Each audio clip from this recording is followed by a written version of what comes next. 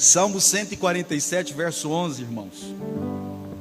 Diz assim a palavra do Eterno: o Senhor agrada-se dos que o temem. Vamos dizer isso? O Senhor agrada-se dos que o temem e dos que esperam na sua misericórdia. Pai, obrigado pela oportunidade de estarmos na tua presença. Que a tua palavra agora possa ser transformadora. Tudo que falarmos aqui, tudo que compartilharmos, que o Senhor possa ser ministrado no coração e que vidas sejam transformadas e encontrem o significado e o propósito em tudo que ouvirem aqui. Existem histórias que precisam ser redimidas, existem coisas que precisam ser encontradas. Em nome de Jesus, que essa noite seja uma noite de encontro. A dracma que foi perdida possa ser achada, para a glória do teu nome. Amém. Glória a Deus. A Bíblia, irmãos, ela vai trabalhar essa ideia de que Deus se agrada. Eu adorei esse texto, que o Senhor se agrada daqueles que o temem. O Antigo Testamento e o Novo Testamento, nós vamos ver uma expressão muito parecida com essa, quando lemos que o Senhor se agradou de alguém. A gente lê em Gênesis 6:8, por exemplo, a Bíblia diz: porém Noé achou graça diante do Senhor. E o texto não para aí. O texto não diz apenas que Noé achou graça diante do Senhor, mas que Noé, ele era um homem justo e um homem íntegro e que andava com o Senhor. E tem outro detalhe do texto: Deus só achou graça em Noé porque somente Noé estava andando com ele. Era uma geração caída. Todas as pessoas estavam se movendo, existindo a partir das suas necessidades carnais.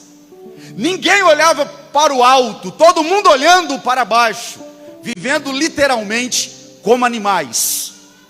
Mas no meio de tantas pessoas que estavam se movendo pelos seus instintos, que estavam se movendo pelos seus impulsos, havia um homem que Deus se agradou dele. Era Noé.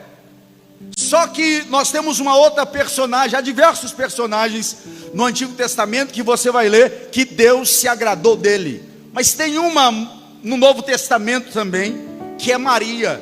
Lucas capítulo 1, versículo 30, diz que o anjo Gabriel aparece a Maria e diz para Maria que o Senhor se agradou dela. E o texto vai deixar claro que Maria não entendeu muito bem porque Deus se agradou-se dela.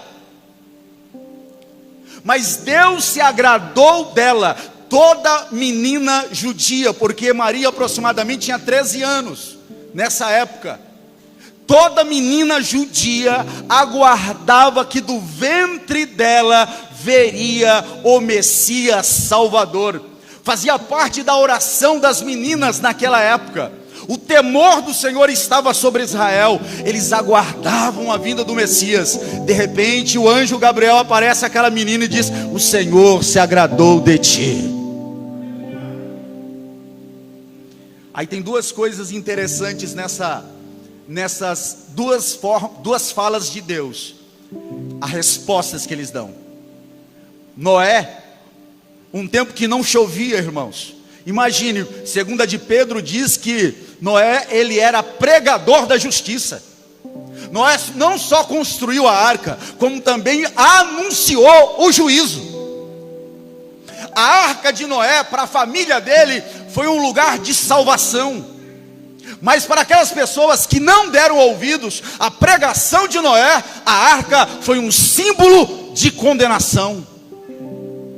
Mas tem uma coisa que o texto diz. O texto diz que Noé fez exatamente aquilo que Deus mandou ele fazer. Olha só, Deus se agradou dele. Por que Deus se agradou dele? Porque ele fez exatamente aquilo que Deus mandou ele fazer. E aí o anjo Gabriel aparece a Maria, Maria fica deslumbrada com aquilo, e a resposta dela diz: eis-me aqui, cumpra em mim a tua palavra. Aleluia. Essa deve ser a nossa resposta. Quando Deus se revela em nós, temos que dizer: eis-me aqui, cumpra em mim a tua palavra.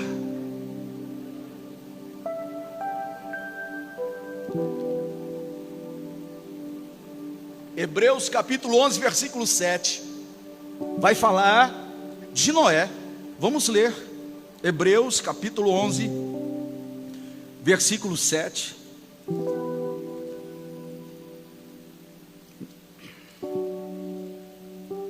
Hebreus 11, 7 diz assim, ó: pela fé Noé, divinamente avisado das coisas que ainda não se viam, temeu para a salvação da sua família, preparou a arca, pela qual condenou o mundo, e foi herdeiro da justiça, que é segundo a fé.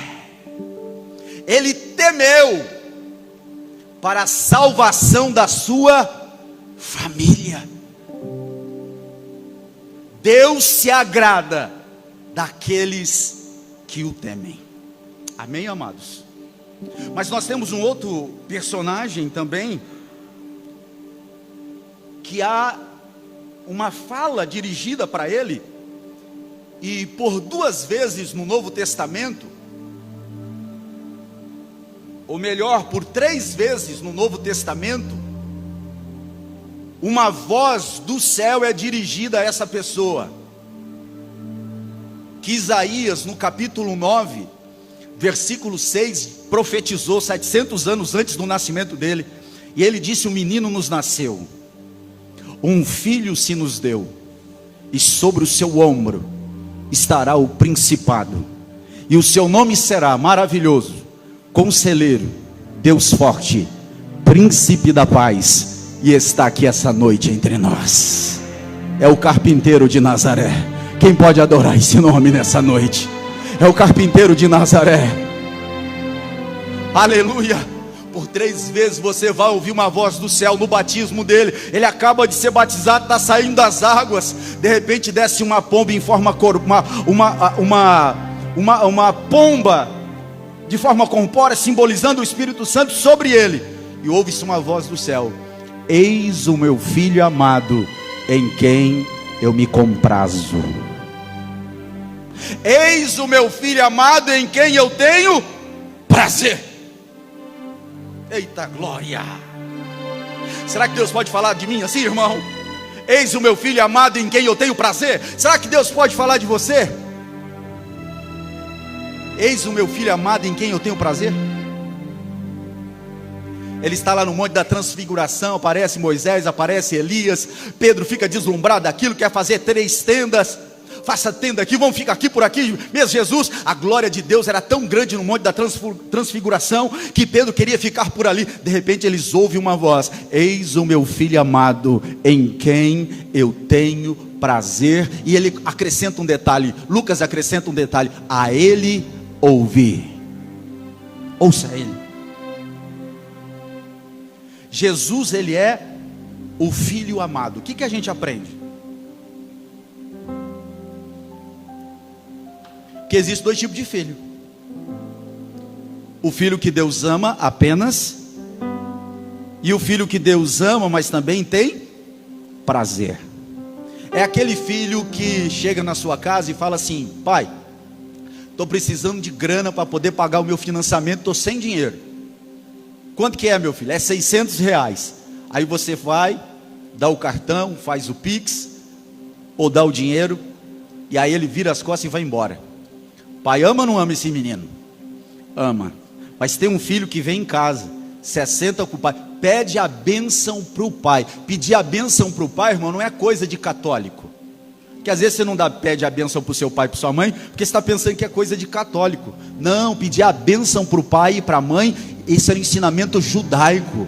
As crianças pediam bênção para os seus pais, pediam bênção para o pai, e os pais diziam: Deus te abençoe.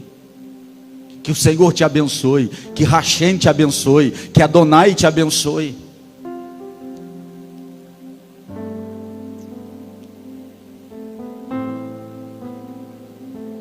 Mas existe aquele filho que vai chegar em casa, vai pedir a bênção do pai, vai sentar, vai conversar com o pai.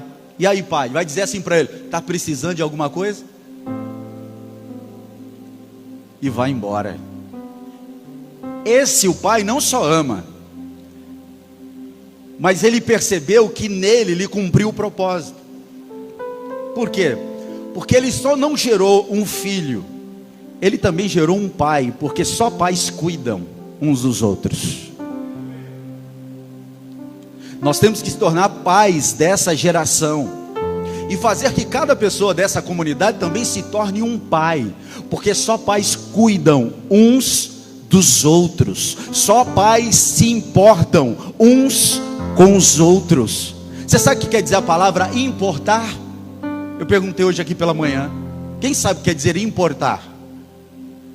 O Brasil importou isso dos Estados Unidos, ou seja, é trazer de fora para dentro. Só pais faz isso. Então que eu possa ser um filho que não apenas Deus me ame, mas que eu possa ser um filho que Deus encontre em mim prazer. Agora, por que Deus encontrou prazer em Maria? Por que Deus encontrou prazer em Noé? E por que Deus encontrou prazer em Jesus? O que eles três tinham em comum? Eu estava orando essa semana inteira, preparando essa mensagem. Aí chega sábado, e eu leio, estudo, oro, pergunto, e coisa e tal. E eu falava assim: Senhor, está faltando alguma coisa nessa mensagem? O que está faltando nessa mensagem? Aí pela madrugada Deus comunicou no meu coração o que estava faltando.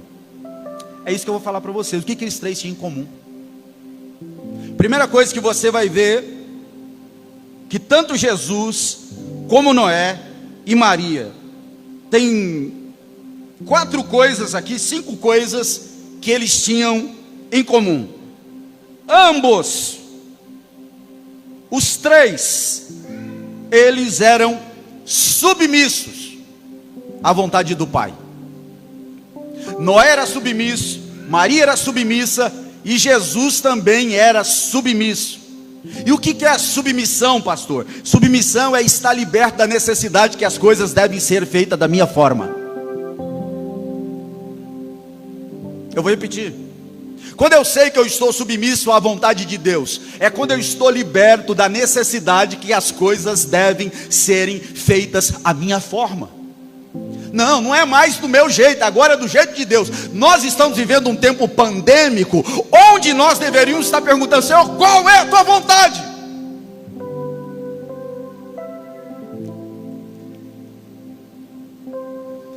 E é no tempo de crise que os submissos aparecem.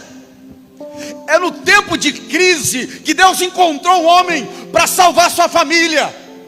É num tempo de crise que Deus encontrou uma mulher que ele podia contar com ela, para que através dela viesse o Salvador do mundo. Nessa noite eu quero dizer: Deus pode contar com você.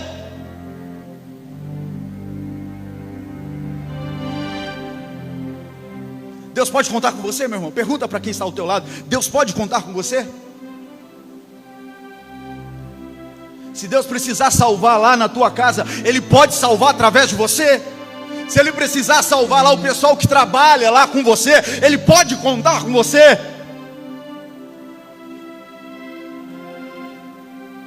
Deus procura pessoas submissas, irmãos, que estão libertas da necessidade que as coisas devem ser feitas ao seu modo. Não é mais a minha agenda, não é mais como eu quero. Então os três têm isso em comum. Uma outra coisa que eles têm em comum, tanto Jesus como Maria e como Noé, eles eram intensos, inteiros e íntegros em tudo que eles faziam. Um homem e uma mulher cheia do temor de Deus, ele é intenso nas coisas do reino de Deus. Ele é inteiro nas coisas do reino e é íntegro em tudo que ele faz. O que é ser intenso, pastor? Ele não economiza energia.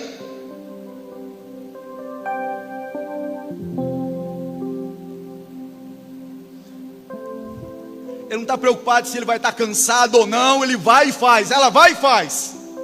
Não está preocupado com quanto custa.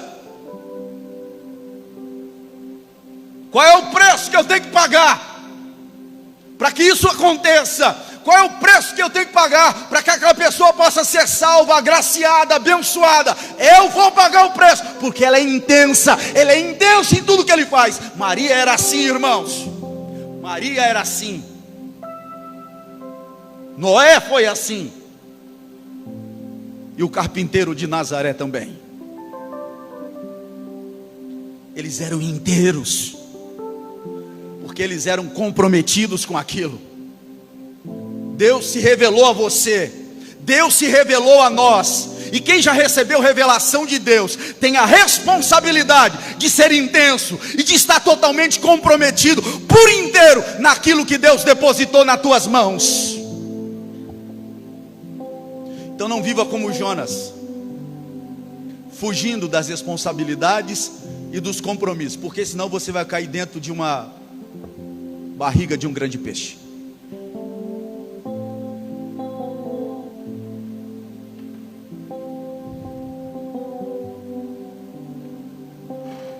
Eles tinham isso em comum.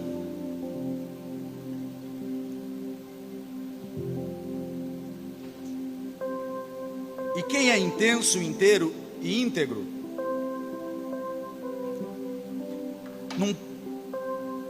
a vida secreta deles é muito maior do que a vida pública. Nós estamos estudando sobre o temor do Senhor, e essa tem que ser uma reflexão para todos nós. A minha vida secreta tem que ser maior que a minha vida pública. Aquilo que eu faço aqui domingo à noite, ou domingo pela manhã, ou durante a semana, quando eu estou em secreto, a minha vida com Deus, a minha vida com intimidade com Deus, tem que ser maior. Houve um grande avivamento no século XIX em País de Gales. Robert Evan, um homem piedoso, aos 13 anos, ele estava já orando. Quem tem 13 anos aqui? Deixa eu ver. A Duda tem 13 anos, né? Com 13 anos, Priscila, Robert Evan já estava orando para que Deus derramasse o avivamento e salvasse os irmãos de País de Gales. Esse homem começou a ser perseguido. E eu vou dizer uma coisa: quando você virar um cristão de verdade, quando a gente viver uma vida intensa de verdade, estiver por inteiro na presença de Deus,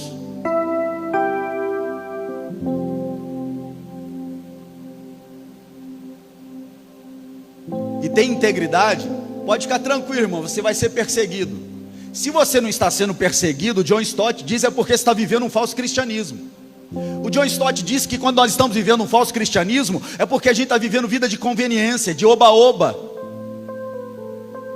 porque a gente prefere agradar as pessoas do que agradar a Deus. A gente está vivendo o cristianismo de ponta cabeça. Agora, queira ser uma referência de Deus lá no teu trabalho, na tua casa, na tua família, você vai ser perseguido. Paulo diz que quem quiser viver o evangelho piedosamente, piamente, vai sofrer perseguição.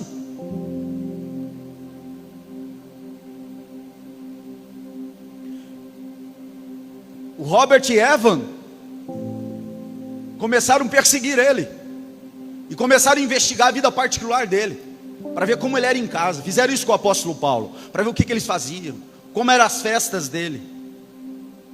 Sabe o que eles descobriram? Que ele era muito maior na vida secreta dele do que na vida pública. E eles falaram assim para os perseguidores, que eram os próprios irmãos da igreja. Eles disseram: aquilo que vocês veem ele falando, fazendo, vivendo, não se compara com aquilo que ele vive na intimidade dele, dentro da casa dele. Não havia ponto de apoio do diabo naquela casa, naquela vida, porque ele era um homem inteiro, intenso e íntegro em tudo que ele fazia. E ele carregava uma autoridade tão grande, irmãos, que ele andava pelas ruas do País de Gales e começava a falar de Jesus para as pessoas. E só de passar perto de algumas pessoas, Marquinhos, algumas pessoas caíam ajoelhadas, arrependidas, sem ao menos ele abrir a boca para poder falar de Jesus, e se arrependiam dos seus pecados. Tamanha era a autoridade de Deus na vida daquele homem. O Senhor se agrada daqueles que o temem. Cara, entra nesse barulho, irmão. Cai nessa água, seja batizado nessa água hoje, que essa água te batize a tua consciência, a tua mente, o teu coração, que quando você estiver em casa e a carne faminta quiser assumir o controle, que um filho de Deus se manifeste lá, que a graça do Espírito Santo, que o fruto do Espírito Santo se manifeste naquela casa, naquela empresa. Alguém precisa ver isso lá.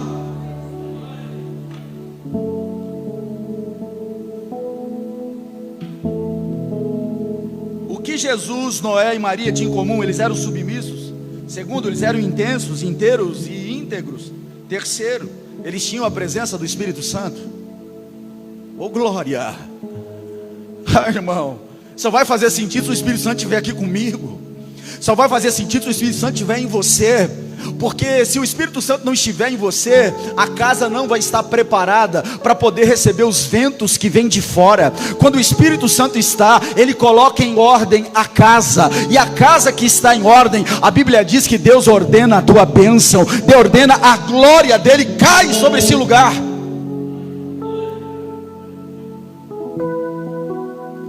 Então tanto Jesus como Maria, eles foram ungidos pelo Espírito Santo. Você precisa ser ungido pelo Espírito Santo. O Espírito Santo é a pessoa mais importante da terra. É mais importante que a tua esposa, o teu esposo, o teu amigo, o teu dinheiro, tudo que você tem. Se você não estiver com o Espírito Santo na tua vida, você é um morto ambulante. E o problema de ficar muito tempo morto, irmão, é que a gente começa a cheirar mal.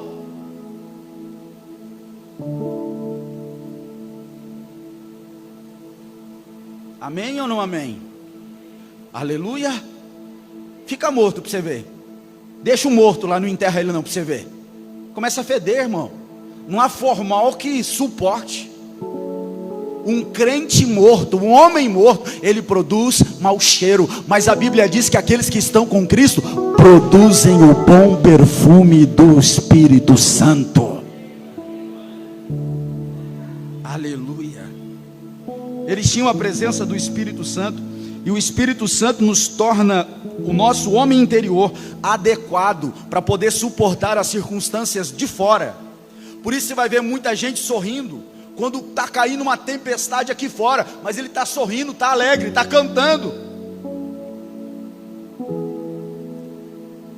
está regozijando mesmo na perseguição, está orgulhoso de estar sendo humilhado por alguém.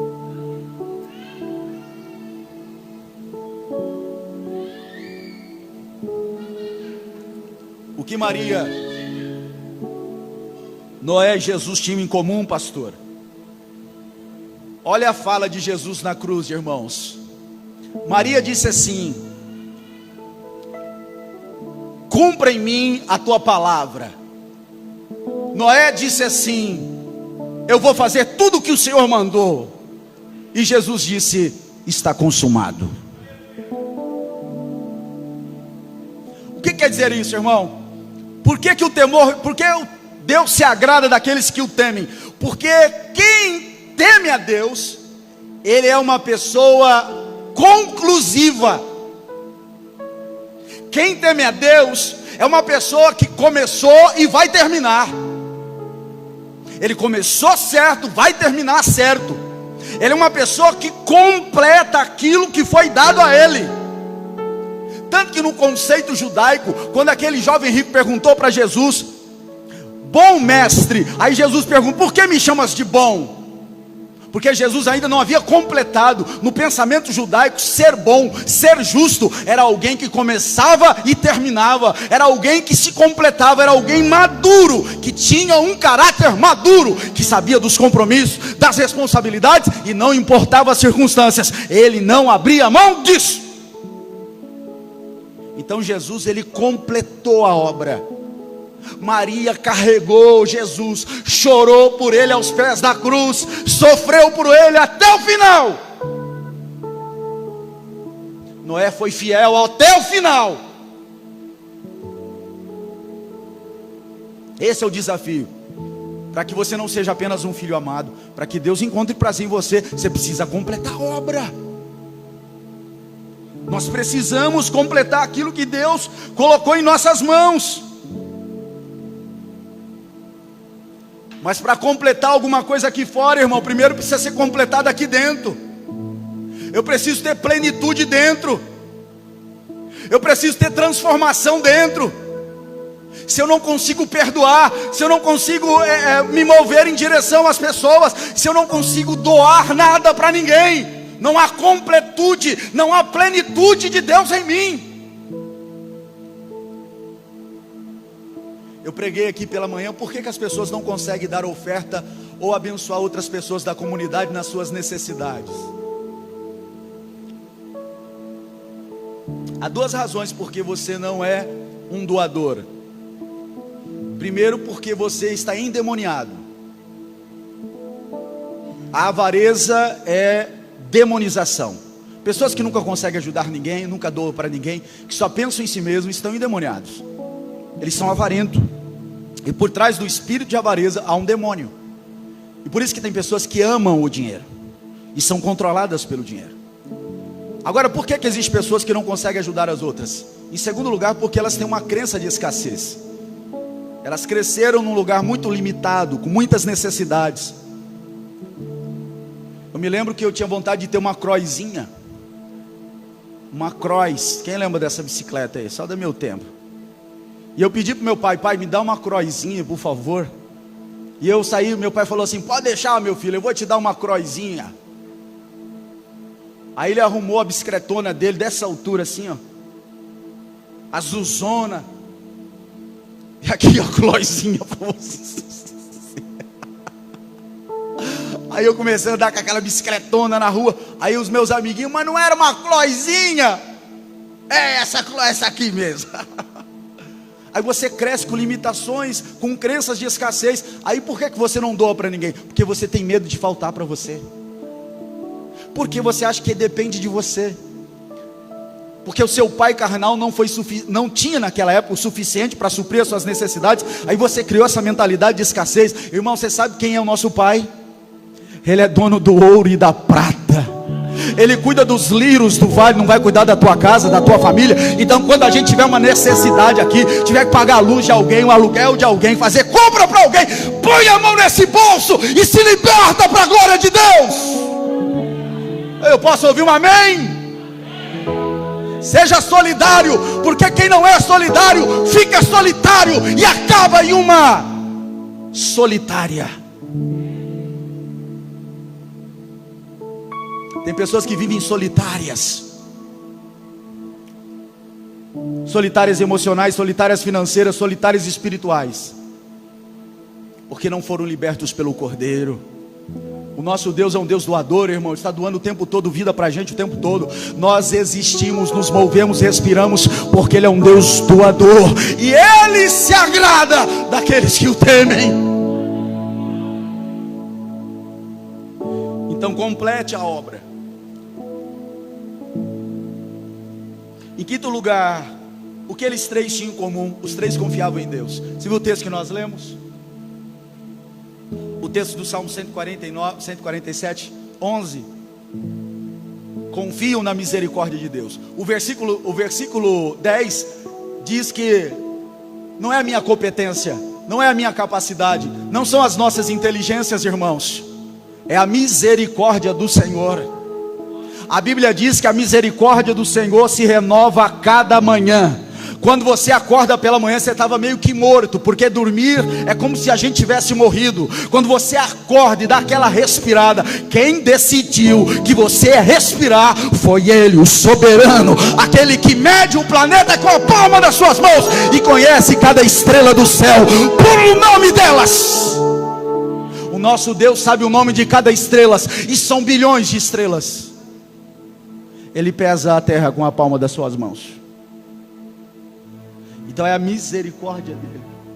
Os que o temem, Deus se agrada daqueles que o temem e esperam na sua misericórdia. Eles confiavam em Deus. E confiar em Deus, irmão, é uma coisa maravilhosa, mas terrível também. Porque às vezes você precisa de uma coisa para ontem, e aí você entra naquele desespero. Mas é nessas horas que o Espírito Santo vem e fala. Fala através de uma música, fala através de uma pregação, fala através de alguém. Eu me lembro que eu precisava de alguma coisa assim para urgência, para suprir com urgência, e a preocupação estava entrando no meu coração. E quando a preocupação entra, a murmuração entra, e a fé vai embora. É na hora da crise que a gente precisa exercitar a fé, e não as nossas crenças, porque crença é acreditar em alguma coisa mesmo que não seja verdade. Não, a fé é na pessoa bendita, bondosa, misericordiosa de Deus. E inclusive a gente precisa de fé para poder suportar circunstâncias que são maiores do que nós. Se você não tiver fé e for cheio de crença, você não suporta. Obrigado, Jennifer. Recebeu o galardão do lenço. Se você não tiver fé, irmão, você não vai suportar esperar. E naquela hora de dúvida, Deus colocou uma música. Deus faz assim comigo, Ele coloca a música na minha mente. E a música foi essa: Deus, eu não vou cantar, né? Cantar, pastor, daqui. Só canto um pedacinho. Deus proverá. Sabe aquela música antiga? Deus proverá, não cai uma folha da árvore. Você vai deixar eu passar vergonha mesmo, né? Vocês sabem, né, irmãos? Canta aí, quem sabe? Cara, sabe ali? Deus proverá. É dó maior, Misael.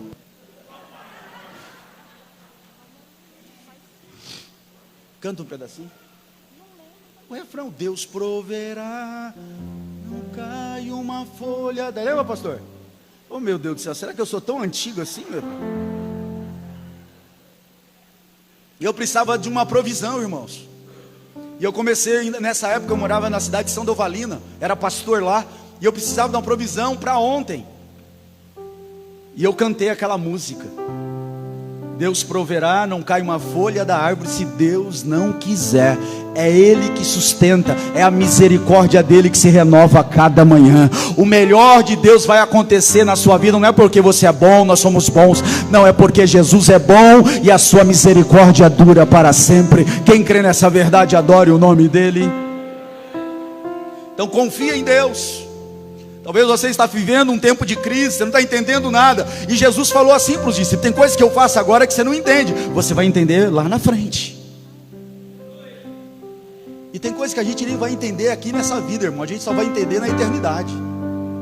Se você perguntar para mim: pastor, o senhor entende porque a sua filha morreu? Eu não entendo e nem quero entender. A única coisa que eu quero dizer: Deus deu, Deus tomou, bendito seja o nome do Senhor. Acabou, irmão. Ah, pastor, você de vez em quando não entra em crise lá na sua casa? De vez em quando eu entro em crise, sim. Mas eu também lembro da promessa de Deus, que Ele também vai nos ressuscitar, e todos nós estaremos reunidos na mesma mesa para adorar o mesmo Cordeiro de Deus. E Ele está aqui nessa noite para ser adorado por você. Então adore o nome dEle. E para nós terminarmos, irmãos, quais são os obstáculos para que Deus não se agrade de nós? Eu vou falar um só. Qual é o maior obstáculo? Porque Deus não se agrada de nós. Na queda, nós perdemos algumas coisas. Na queda nós perdemos a nossa identidade. Por isso que você não sabe quem você é. Você fica perdido. Por isso que essa juventude está muitas vezes perdida na sua sexualidade. Não sabe se é menino ou menino. Os meninos não sabem se são homens. Irmãos, nós vivemos, desculpe eu falar, se você estiver enquadrado nesse modelo, existe homens de 40 anos que ainda dependem da mãe, da avó.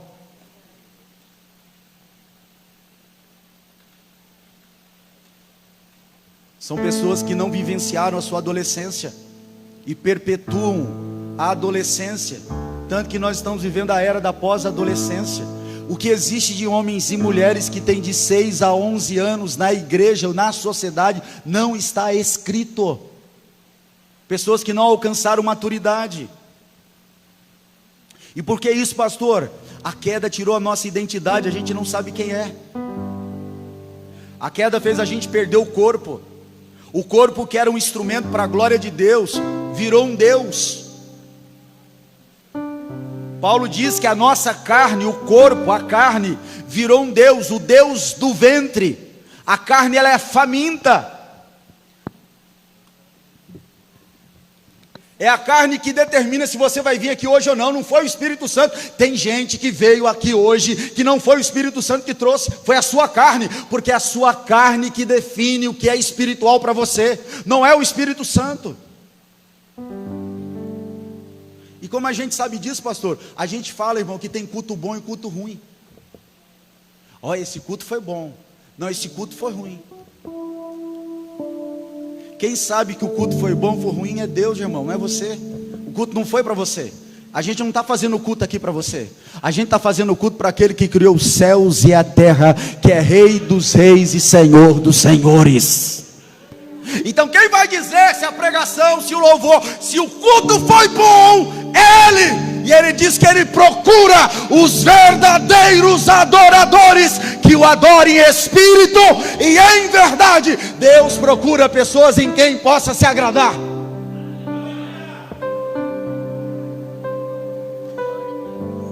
Então nunca mais fale que a igreja é ruim, que o pregador é ruim, que o... Não, irmão, ruim é você. Porque nós vivemos uma sociedade de macacos. Fala para o irmão que está ao teu lado, nós vivemos uma sociedade de macacos. Quem assistiu o filme Planeta dos Macacos? Quem assistiu? Quem não assistiu ainda, assista o Planeta de Macacos. Por trás do filme, porque às vezes a gente só olha a superfície, mas existe uma filosofia por trás do filme Planetas do Macaco.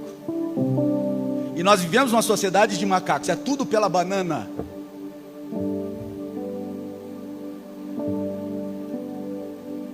É tudo pela minha necessidade.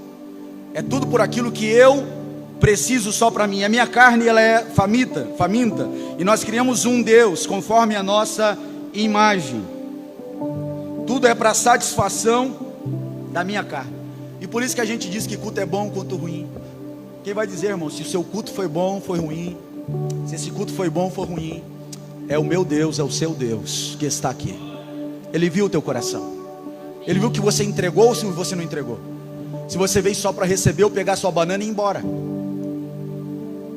E aí você se relaciona com as pessoas querendo tomar a banana dela e para ver quem come mais banana primeiro. Sociedade dos macacos. Mas Deus que nos livre disso. O Espírito Santo quer nos livrar disso. Você sabe por que Deus faz milagre, irmão? Milagre não é a obra. O milagre não faz parte do cerne da obra da redenção.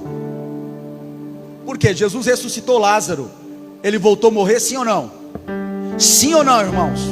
Ele morreu. Então o milagre não faz parte essencial da obra da redenção. Ele é um tipo, é uma tipificação daquilo que Deus vai fazer com o nosso corpo, da glorificação. E às vezes Deus faz milagre para te dar uma banana, para ver se silencia a sua carne, para uma vez silenciada a sua carne, a tua alma, o teu espírito possa ouvir a voz de Deus. Jesus curou 10 leprosos, irmãos. Quantos de fato tiveram fé? Porque para receber cura não precisa ter fé. A cura dos 10 leprosos prova isso. Ele curou 10 leprosos. Quantos voltaram para agradecer? Quantos quiseram compromisso? Um só. Porque milagre que não me transforma, que não faz eu olhar para Deus, para o meu Redentor que vive, não transforma, não me muda, é condenação para a minha vida, é juízo. Aí de vez em quando Jesus tem que estar dando banana para você vir aqui, irmão. O que é a pandemia para a vida de algumas pessoas? Te anestesiou. Você levou um susto com a pandemia, aí começou a vir para a igreja. Antes você não queria saber, aí Deus precisou usar uma banana. Mas que essa mentalidade seja transformada. A gente não busca Deus mais por aquilo que Ele faz. a gente busca Deus por aquilo que Ele é. Ele é o doador da vida, Ele é o sustentador de todas as coisas, e eu quero ser imitador dEle. Efésios 5:1: sejai imitadores de Deus como filhos amados. Eu vou repetir, Efésios 5:1: sejai imitadores de Deus como filhos amados. E você vê, a pandemia para algumas pessoas despertou elas. Foi uma banana na mão delas. Só que existe carnes que elas são tão famintas que elas pensaram assim: eu preciso poupar a minha vida, como se dependesse de você poupar a sua vida. Quem decide, irmão, quem vive, quem morre, não foi o Bolsonaro, irmão. Não é a esquerda nem a direita que decide.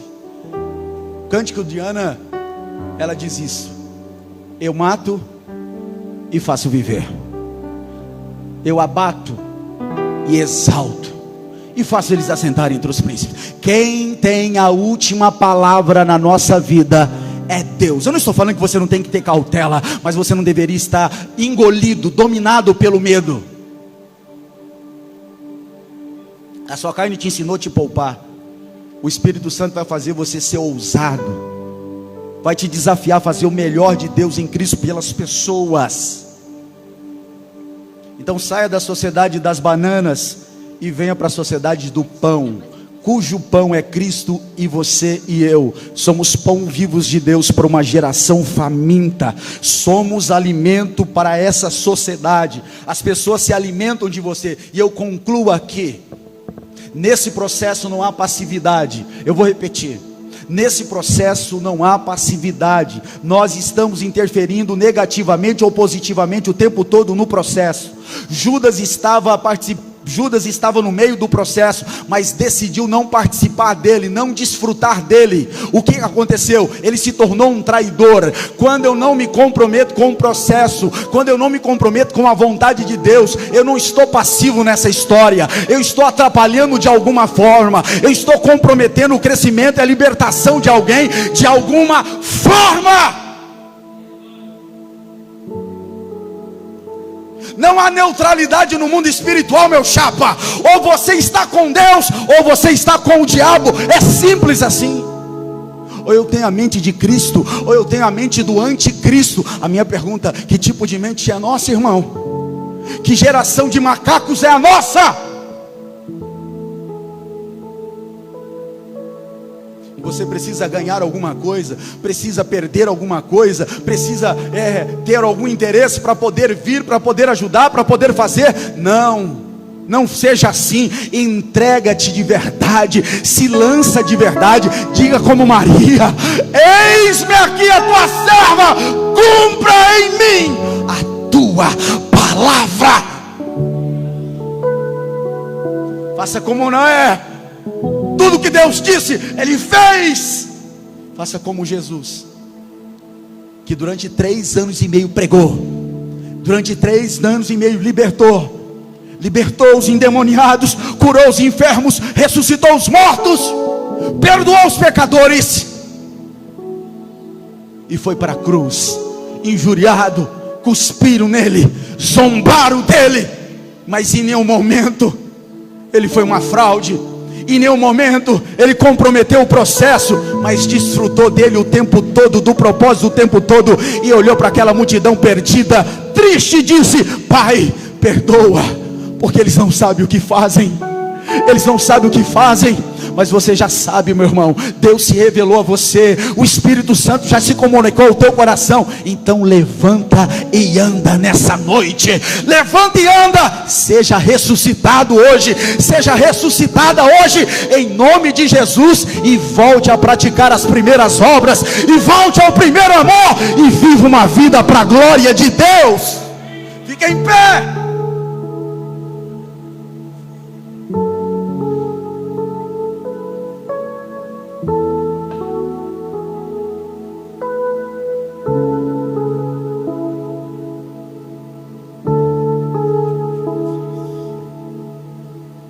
Lendo um texto de um homem que completou aquilo que Deus propôs para ele.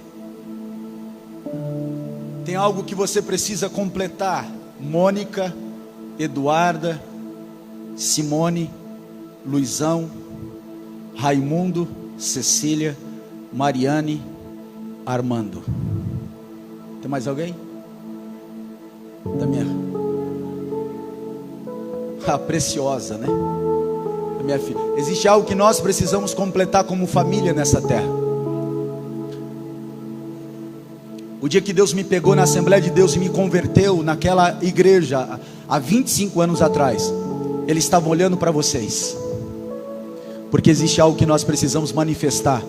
Existem pessoas que estão perto de nós, que precisam saber quem é Deus, e elas só vão poder saber quem é Deus, irmão, se o nosso temor for agradável. Se o meu temor não for agradável, eu estou produzindo uma arca de condenação para as pessoas. Elas vão ver a arca, mas não vão poder entrar na arca. Tem gente perto da gente que está vendo a arca, mas não podem entrar por causa de nós. E eu termino. O apóstolo Paulo, ele estava preso numa masmorra. Essas são as últimas palavras de Paulo. Ele diz assim: porque eu já estou sendo oferecido por aspersão de sacrifício, e o tempo da minha partida está próximo. Combati o bom combate. Irmãos, isso me constrange. Ele completou, irmãos, ele foi até o final. Ele levou sobre si os vitupérios de Cristo. Ele diz que cumpra em mim os restos, as aflições de Cristo, que é a sua igreja. Sabe por que a gente está sofrendo? A gente está sofrendo porque não comprou a camisa que queria, a calça que queria, o carro que queria, a casa que não queria. E tem gente morrendo nessa cidade. Tem gente morrendo de Covid, morrendo de enfermidades, morrendo de fome. Eu combati o bom combate, acabei a carreira e guardei a fé. Desde agora, a coroa da justiça me está guardada, a qual o Senhor, o justo juiz, me dará naquele dia. E não somente a mim. Olha que glória, irmão. Isso aqui é para você e para mim, ó. E não somente para mim, mas também a todos os que amarem a sua vinda. Você ama a vinda? Você pode dizer hoje: Maranata, Maranata, a hora vem, Senhor Jesus. Eu estou pronto, diga-se, eu estou pronto para ser oferecido como um sacrifício, e que as pessoas possam beber e comer da glória de Deus que estiver sobre as nossas vidas, e que elas sejam salvas, libertas, e que o melhor de Deus aconteça na tua família.